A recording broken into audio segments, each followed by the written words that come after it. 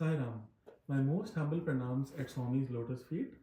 Now that we've all witnessed such a beautiful musical offering, I'd just like to take a few minutes to talk about how we went about going ahead with this music program, how we practiced, and some of the things that we did.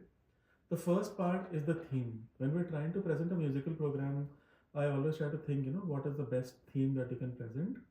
So one of the experiences I had with Swami when I was in Whitefield campus in Brindavan was after the prayers are over in the evening and before Swami retires for the day, every child, who, if possible, is given an opportunity either to present a flower or to present so like a handkerchief to Swami, or to give aarti to Swami and so on.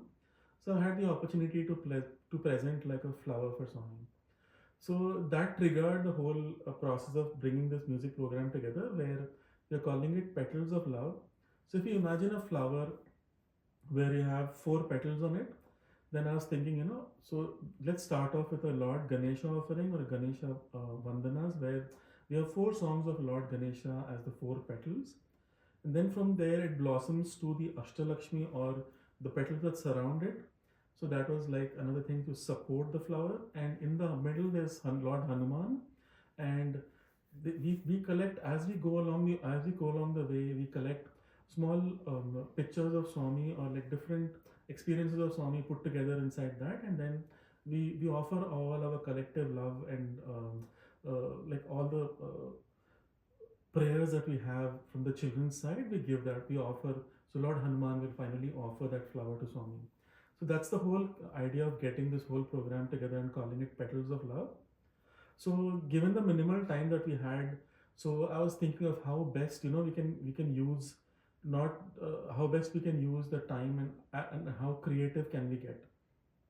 So we also have to be very conscious of the fact that the hall will have its own limitations, such as the mics will be set up in a certain place. The children will have to have as much less movement as possible. We will have not just the children, but I also wanted to have the children's gurus also trying to sing the songs. And we also wanted some of the parents in the audience, like the grandparents who came. I wanted to see, they also could offer a couple of songs from their side. So I was trying to think of and put all the different ideas together before I present it out, and then we start practicing. So when we started this whole exercise, I started putting an Excel sheet together where I said, these are the four different Ganesha Vandana songs that we'll offer. So I started with Shuklambaradaram Vishnu, and then where we had the little children come out in dance postures. So our dance gurus actually helped us to do that. So while I sang Shuklambaradaram, the children came and posed. So once they finished their offering to Swami, then we went on with the little children's offering where they sang I Bow Down to the Feet of Ganesha, followed by Mudakaranta Modakam by the older kids, slightly older kids. So this involved a lot of the children coming ahead. And then once we did that, then we also wanted the gurus to be part of the Lord Ganesha offering. Then the guru sang Sri Ganesha Sivani Kumara, which is a very song that is close to like Swami's heart. So once the gurus were entering, then I knew that we should not have the children again coming back and going. So we wanted to continue with the gurus offering. So then the gurus sang Janam Diya Tune Saiko as their offering to Swami on his birthday. We followed that with the Ashtalakshmi Stotram, where we have the 8 Lakshmis, such as the Adi Lakshmi, the Santana Lakshmi, Vijay Lakshmi, Dhana Lakshmi, and so on. So what I thought initially we thought we'll have one guru for each Lakshmi. Then I said the children, there are also older kids who are participating, so it's a great occasion to sing for them as well. So we had one guru and one child who will sit in a C format where they all represent the Lakshmis. Then I said, why not also have the little children come in between and try to, like also dress up as, Adi Lakshmi, Santana Lakshmi, and so on. So while this was going on, while we were singing this, the little kids actually kept coming on stage, and then we had 8 Lakshmis in the front.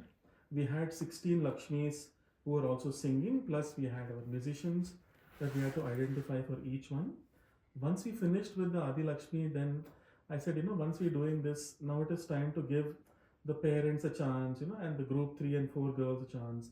So that's how we designed our whole program. We just kept going like little by little, and we progressed from the children to the gurus.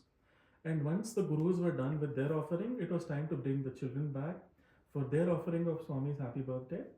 So they did a happy birthday to you, Swami, followed by Joy to the World, which announces how beautiful it is to see, Swami. It's such a joy to be here. One occasion I'm reminded of that actually brought me to this song. That why I added this particular song was long ago when I was in hostel. On a Christmas day, Swami had called me early in the morning, around 4 or 4:15 in the morning, maybe even earlier than that. So I went from the hostel. I took special permission from the warden sir. Went to the hostel.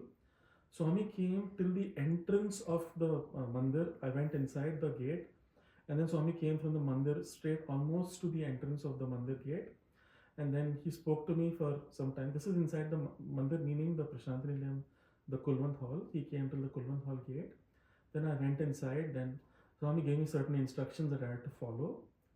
I finished it. I turned around and I could see that there were like so many devotees who were just walking past me where Christmas carols were going on. It was Christmas Day.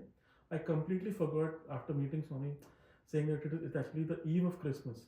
So all the devotees were walking by, and it was only a split second. I looked at Swami, and Swami gave me the instructions. I turned around and I'm seeing, all these devotees just going past the mandir with candles in their hand. And then I turn around and Swami straight up in the mandir, straight on the top. It just so happened instant, it's only God who can just go from one place to the other just like that. So immediately Swami was there on the roof of the mandir, waving to all the devotees. His robe had changed from orange to white. So that song stuck in my stuck with me for a long time. So I said it will be amazing to present that song. That's how we presented it. Followed by Everybody Loves Sai. So all the children first wish happy birthday, followed by Joy to the World, followed by Everybody Loves Sai. In between, we had the parents, the grandparents who actually recorded. So I had a chance to record some of their videos in the mandir, in our Sai center, and we presented those also as offerings so that the parents also get to offer this thing.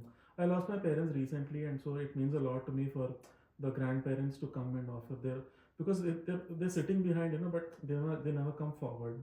So I wanted them also to come forward and do it. Once that was done, we offered a prayer to Lord Hanuman, and then we were done.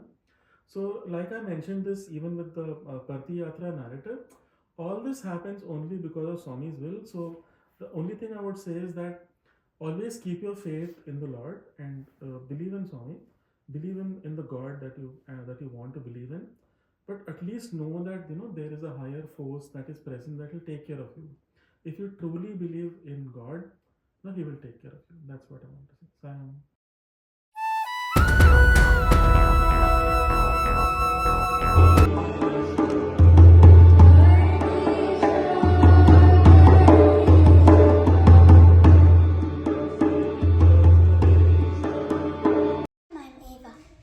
And I play the violin.